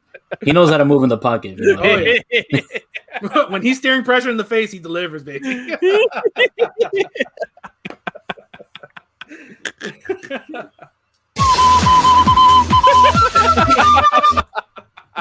We've had some good pop culture talk. We got John Mulaney in there. We talked some Met Gala, bro. Like this is a very well-rounded podcast. And we didn't even get into like the easy stuff like Donda and Certified Lover Boy or whatever it is. Because they both are in the trash can somewhere. We'll save that for another one. There's nothing to talk about there. Move in the pocket. That's right. You know what I'm saying? Wasted no time. All right. So I think that about covers the NFL. Great. What do we got? What's the Thursday night game? I have no idea. Awesome. All right. It's Giants, Washington, I think. Ooh. Oh, yeah, Giants, Washington. Here's something. Your negative juju fucking killed poor Ryan Fitzpatrick. Yeah. The guy's hip exploded. Hold on. Yeah. No more Ryan Fitzpatrick. No more Ryan Fitzpatrick. Oh, yeah. That was good, bro. Woo!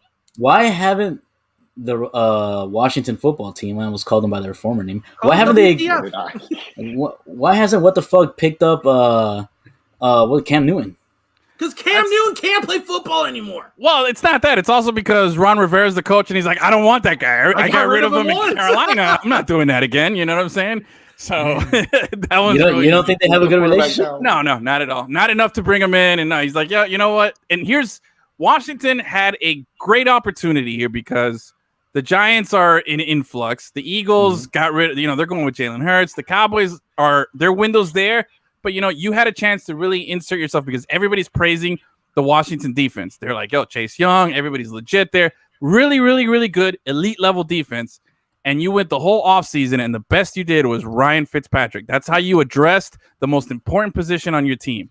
Like, I don't know what former Dolphins management is running the Washington football team right now, but that was such a Dolphins move right there. Like, you couldn't pick up anybody. You couldn't even draft the guy. Snyder saw the shorty shorts from preseason. I need that on my team. All that now. Yeah, dude. How about the burst sewage pipe at the Washington game? Oh, I didn't know. You didn't see that? No. There was literally shit raining from the upper decks during the Washington game. What? Daniel Snyder did that on purpose. Trying to get 100%. There was like a group of season ticket holders that sued him down there. Oh, I don't know what happened. I burst. Gross. Oh, wow. Orange Bowl 50. I've been to that stadium. It's kind of crappy. Yeah. The stadium is crappy, yeah. Dude. But years old. But you know what? Hey, you get what you made your bed, now go lay in it. You know what I'm saying? Because it might be filled with caca, but it might be filled with caca. You could have maybe gone after Rodgers, who was, contemplating leaving. You could have drafted one of these guys. Hell, there's a lot better options than Rance Fedor. Did you not watch what the Dolphins went through last season? What did the Dolphins do if Fitzpatrick last season? Maybe they saw the Oakland throw, and they're like, no, get him. I gotta have that. But see that the Oakland throw is something. Dion. Yeah. See, the Oakland throw is something that I would have expected from these guys in Oakland or the Vegas Raiders to do. That's something like the Al Davis people would be like, yo, I gotta have that guy. That's a throw that needs to happen here. You know, like it's just unbelievable. You know who their quarterback is gonna be Thursday? Heineken, right? Heineke, bro. He almost beat Tom Brady in his first ever start. Yeah. That guy, bro. Oh man, I've never heard that name before now. You know, like they should get Jared Goff because they have weapons on. It's literally it would just almost be the Rams. Dude. Yeah, you could have gone after Jared Goff. Anybody, dude. Anybody. There's a lot better. They got options. good receivers. They got a good tight end. They got a good running back. Like, I got the tight end on my fantasy team, so he better step it up. All right. Anyway, bad move, but good riddance to Fitzy, bro. Maybe now he'll get the message that, you know, hey, you had a good career, bro. You're gonna be on all these all-time lists. You know, when people are gonna be scrolling down the names and go, look, all-time leading passers, this guy, and they're like, who the hell is this guy? You know, like Fitzpatrick, that guy. He's a total pad statter, and he built a nice career. Good for him. That's it. Get out of my life, though. Anyway, yeah, even Andy Dalton could have been. No. Unknown is the Washington Red Rifles. Could have been pretty good. All right, so we got a few minutes till we wrap up. We're going to talk about Auburn football, right? What do you want to do? 112 points over 2 games. Oh, okay. So we're going to keep it football then. We'll keep it football. All right, let's do it. How about some football? Shout out to Inter Miami winning the game, Achilles. There you go. I'm not saying they're not winning, bro. I just say they look like shit doing it, and that's not fun. Winning for me. ugly. Was it 1-0 again? Was it 1-0? Of course it was. It was probably some bullshit goal. Yeah. Probably Fagal feeds it from way back over the top. Chops it. The keeper reads it wrong, and they squeak it in, bro. Yeah, that's definitely what happened. Whatever, we'll take it. It was a penalty in the 95th minute. Of course it was, dude, bro. And again, like if that team, like I said, if that team wasn't filled. They spent so much money that they got in trouble, and they're playing like fucking Stoke City, bro. That's my problem. If you're gonna play like that, I'm not stoked about it.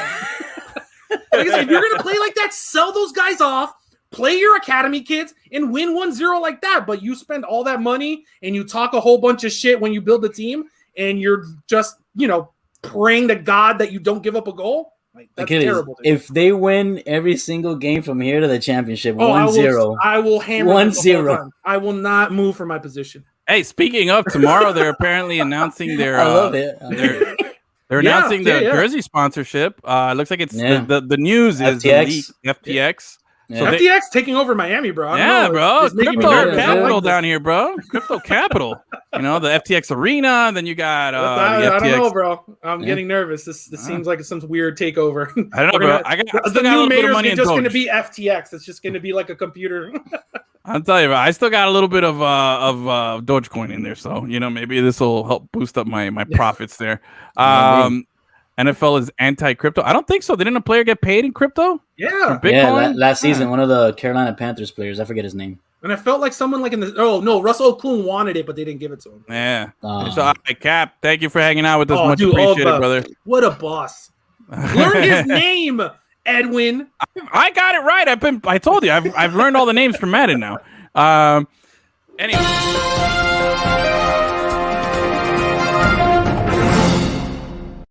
I love it. Yeah. Here we go. Oh, of course this had to be. Poor kitty. Bro. I have so many questions. How did he get there? Yes. Look at that, dude. Oh my God. Oh, that cat belly flopped into the flag. No, that's just natural. That's why they can fall from whatever height. Yeah, dude. Did you know? Did I know? The music, so I won't go too far. Don't worry, a squirrel can fall from any height and not be hurt, bro. I can play it here. Oh, it's good, dude. What were you saying, Achilles? Man. A squirrel can fall from any height and not get hurt. because it's so light that it doesn't matter how far. And it was something I saw on TikTok, and they calculated how long they'd have to drop to die, and it was a certain time because it would just die from starvation before it died from actually crashing. Wow. Okay, that's a little. That's awesome. That's crazy. All right, I got questions. Okay, the cat has a collar. What is the cat with the collar doing at a stadium? How did it get in there? And how did it get to hanging from the upper deck? That thing probably lives there, bro. Unbelievable. Unbelievable. And then the worst thing that could happen to the cat, after not, worst thing that could happen from surviving is exactly that. A bunch of drunk frat guys down there going, "Oh, that and I poor keep seeing cat, reports that they can't find the cat. No one knows what happened to it after that. Some lady, I read that a lady was seen walking away with it. I think it's the lady that you see. Yeah, I'm saying, but they can't find it. No one knows exactly what happened. That cat would be so popular right now. Get him a turnover chain. For sure, dude. Or look at that. Or fucking Manny Diaz making, well, if he can help us in the red zone, I'd sign him. That guy's such a clown, dude. Oh my god, what a putz, bro. That guy's an idiot. Unbelievable. All right. Appalachian State does this to teams on the road. They didn't do it to us. Shut up. That guy. I couldn't believe you said that. Bruh. Yeah. I think I'm heard. Oh, he is such a clown, bro. He's gonna be fired by the end of the season. I'm going to the game Saturday, and I'm kind of hoping for a Michigan State win. I just so we can end this. There's no way he survives that they lose against Michigan. I'm telling you. And here's the thing: Navy recently did this. Navy fired, I think, their OC. I was gonna say they fired Manny Diaz before they even hired him. Navy put out a statement: "We will not be hiring Manny Diaz." Yeah, the Naval Academy fired their OC and then rehired him as the QB coach. And I was like, why can't we do that? Hey, Manny Diaz, great defensive coordinator, and you're great for recruiting. He's great at recruiting because they have been one of the worst defenses in the country. But the thing is, I know, but if he was just focusing on defense, I think we'd be okay. He understands something with defense. Like, I'm gonna give him his. He's calling the defensive plays this year, and they don't look like they know shit. He's doing too much right now, and that's what he needs to stop. I'm trying to make his job easier. Work smarter, not harder. Yeah, not having that job is what's gonna make it easier. Well, but I'm telling you, I'd be okay with giving him a run as strictly defensive coordinator because he is a Miami guy. He gets the juice. He understands what's needed here, and we got to compete with all these other teams or all these other universities coming in and poaching our talent. He helps with recruiting. He does. He came up with a turnover chain. He came up with the turnover chain, and the stats, the numbers don't lie. I think since the debut of the chain, we're like one of the top 3 takeaway defenses in the country. So there is some positives there, but there's a lot of holes that he can't fill when it comes to coaching, and that's where we need to make a replacement. So I'm okay with keeping him on staff. Just find somebody else. The thing is, I would like to see Manny Diaz go, but at the same time, Miami's not Alabama. It's not Clemson. Who are you going to replace him with? They're not going to pay anybody. You just got to do something. You can't keep going winning by 1 point against Appalachian State. It doesn't matter who it is. You got to make a move. I think we're judging Miami as it's still the 80s. It's still the early 2000s. No, they won. And you see again, that's loser mentality, bro. You're never gonna get anywhere if it's like we won, bro. You can't. No, I'm not giving them credit for winning, but I'm looking like look at Texas. Texas, they got hammered. Yeah, they just got a new coach. They just fired Tom Herman. I mean, they haven't been disasters. They haven't been great. No, they've been a disaster. Texas has been a disaster for years now. Not a disaster in terms of winning 2-3 games a year. I'm talking about they've been a disaster by their standards. Okay, but that's your stand. You can't. That's not the way it works. You gotta be realistic sometimes. We dropped the ball with Cristobal. You know what I mean? Like we can't go around. And FIU too. They're not off the hook. They fucked that up too. But look, big time. I said this. I think it was like 2 years ago on the show, and I don't know if Achilles. I don't think you were there, but Gus might remember. I said that there would be if there was a job that would get Urban Meyer out of retirement, it was going to be the USC job, which just became available. Right? Oh God! And all the rumors that he's acting like a douchebag that we all know he is over there, just freaking out and yelling at everyone, and everyone's like, "He doesn't get it." Who the fuck is this guy? Look, I would not put it past them. If there's one guy that I would not put it past is Urban Meyer to do some dick move and screw Jacksonville out of here and be like, he'd be doing them a favor, dude. So if he were to dip, leave him a note in the locker room. Like, yeah, just be like, I will not take the USC job, and then next week he's at practice. Full of Saban. I would love it. I think he's great for college, and USC. Yeah. There was I was reading. Look, there's 3 places. There's 3 universities that are in the heart of urban centers that have pop, that have name recognition, that have a lot that they could build off, but they haven't hired the right coach in a long time. UCLA and USC out west, because they're in the heart of Los Angeles. It's a big urban center, and then Miami down here. We haven't had the right coach, and the problem is when you're recruiting guys to coach here that were offered a job at Temple, then turned down the job to come here, and then you hired another guy that was the coach from Temple to come here before him, then you are essentially putting yourself at the same level as a Temple, and that's a problem. They need to go after the best coaching candidate that was available for the Canes. It was a few years ago, and I was so excited about the possibility because they were talking about it. It was Gruden.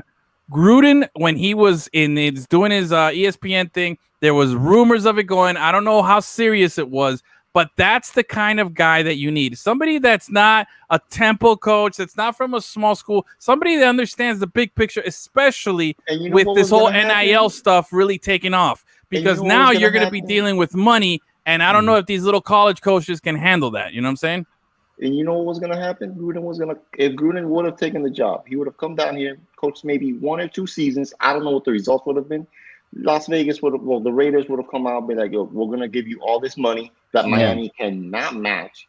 That's true. That's true. That's the problem. But at Miami's never succeeded by bringing in that hot commodity, Edwin. No, but that's the thing. We've never brought in the hot commodity. They don't have them, like Danny said. They don't have the money to do for it. that. That's the thing. That's what they always. But then everyone needs to understand that you're Wake Forest now. You can't. But that's you don't the get problem. to be the you anymore. That's shut the problem. Up and be you. That's the problem. You can't distance yourself from that from what you are until you actually step up and do the things needed. And until they go after a big coach and put down some money or convince some guy they need to take a little, it's gonna be rinse and repeat, and that's the problem unfortunate. That's where we're at. The problem is that if they do dish out the money to pay the coach, then they won't have enough money to pay the coordinators and the other coaches. With the NIL, every single position on that team should be named. There's no reason that every single position in that organization isn't the so-and-so family offensive coordinator. That's on them. Yeah.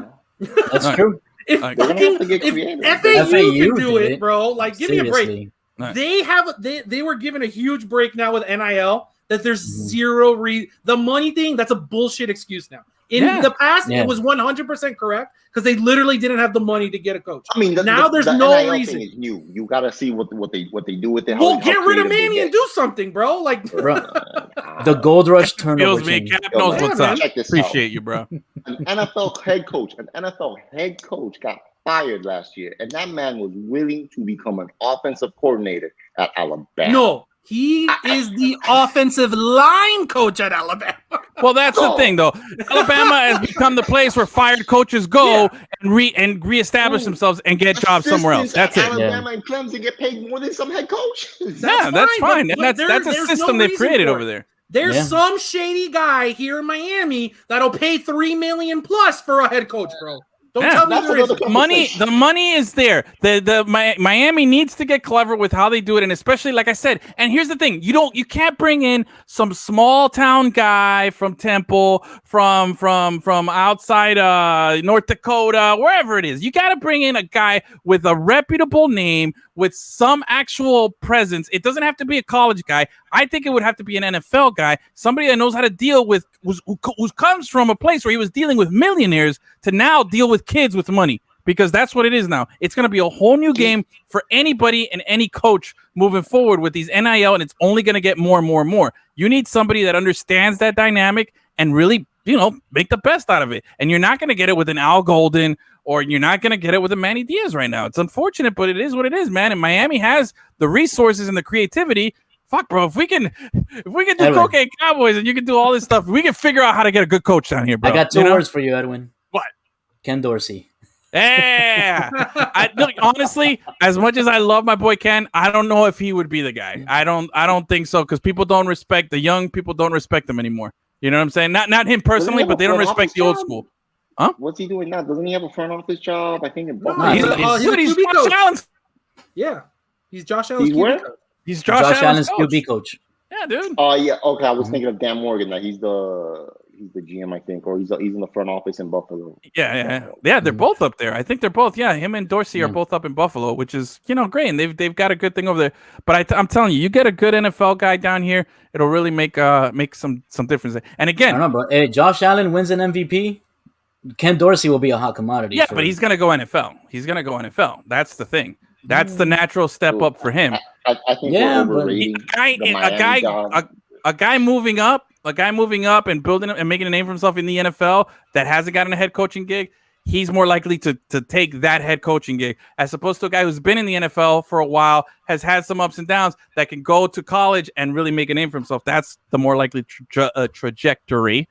But anyway, God, I had a really good point that just escaped my head. About Josh McDaniels.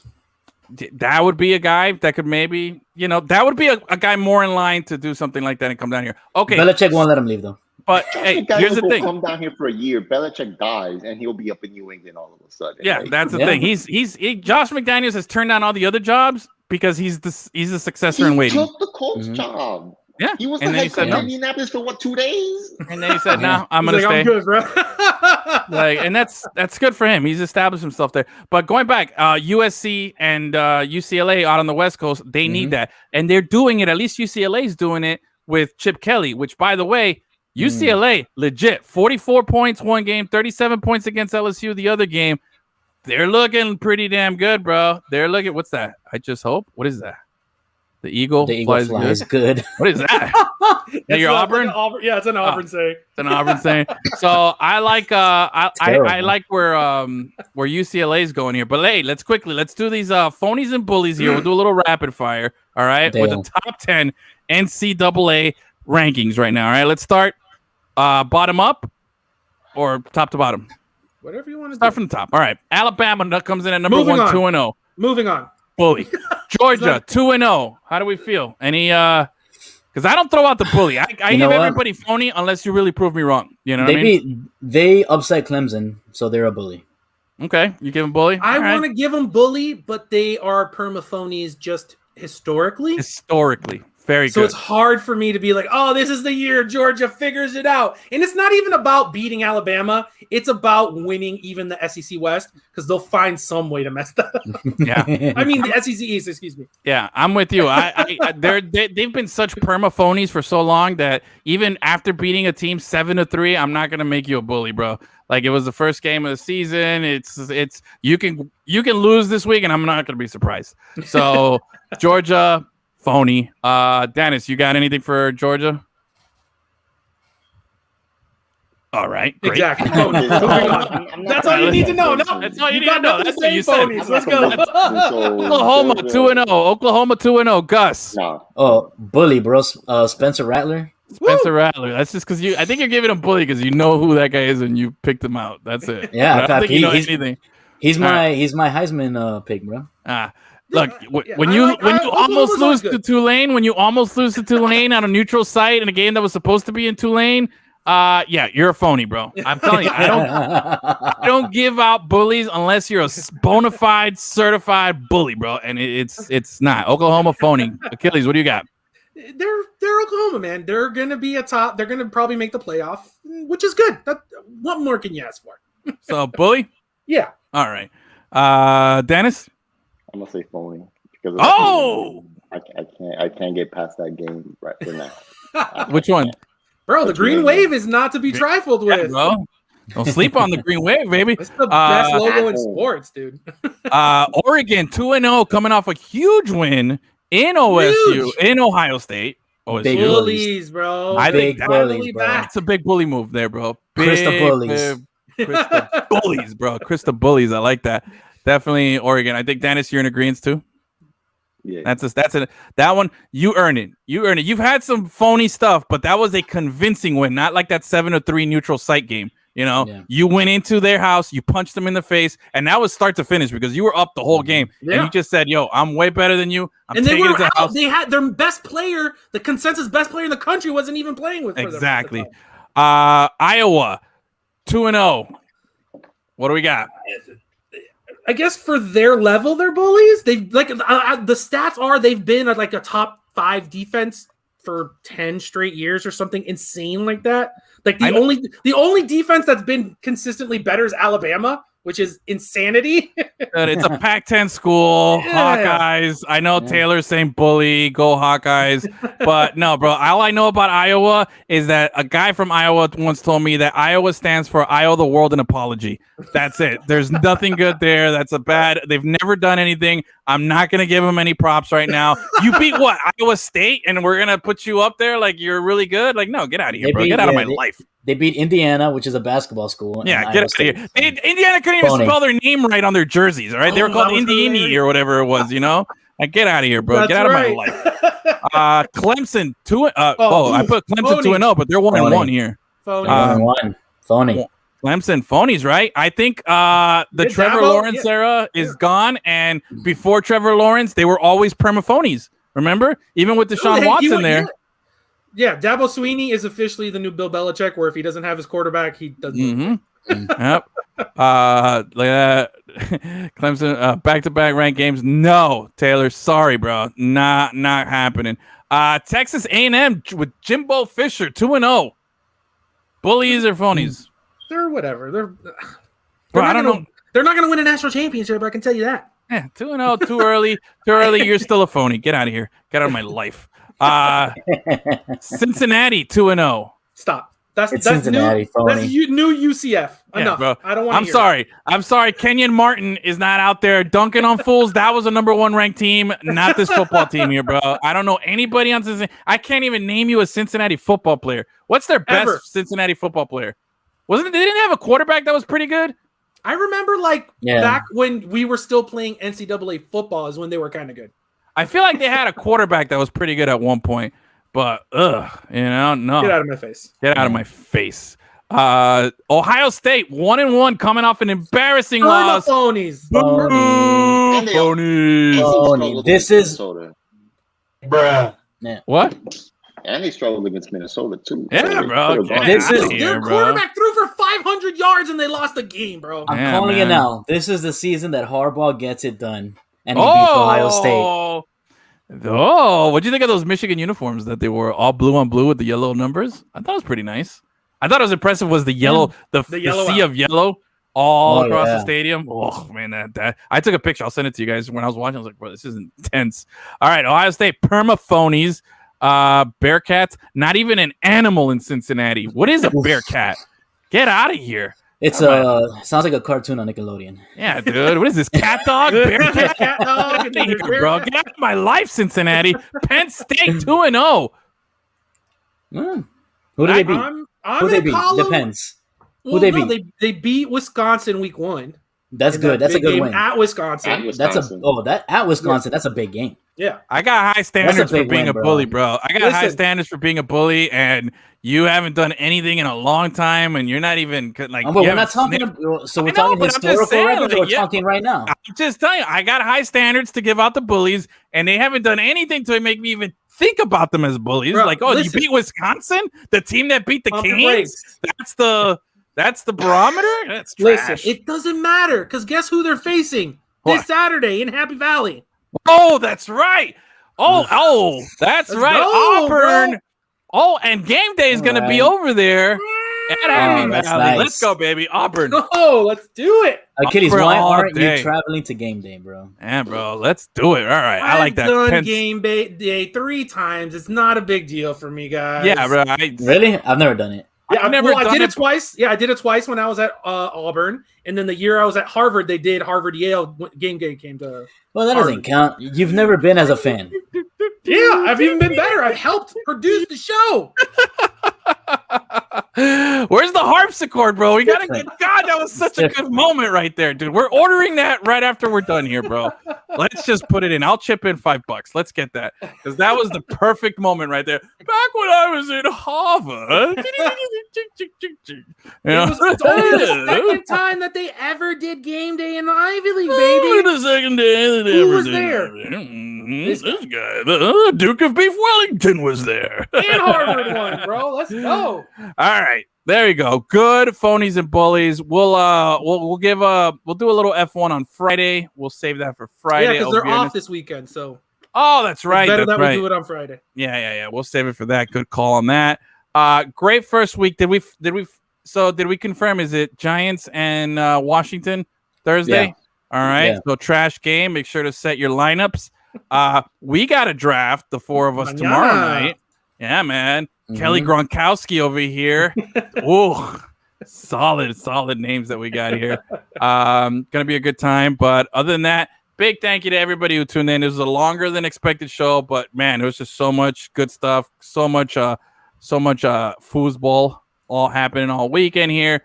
Tune in Friday. We'll be back. We'll have a little happy hour. We'll kick back some drinks. We'll have a good time. Maybe we'll open some packs. I still got them there. We got to extend the streak of no pogs. Big thank you to Dennis, Gus, Achilles, 5 Reasons Sports, everybody who tuned in, Taylor, Eben, everyone who was chiming in, Cap, all the guys that made the show. Thank you so much. Anything else? Any last words, guys? No. All right, Gus, do your thing. Send everybody bye. Bye.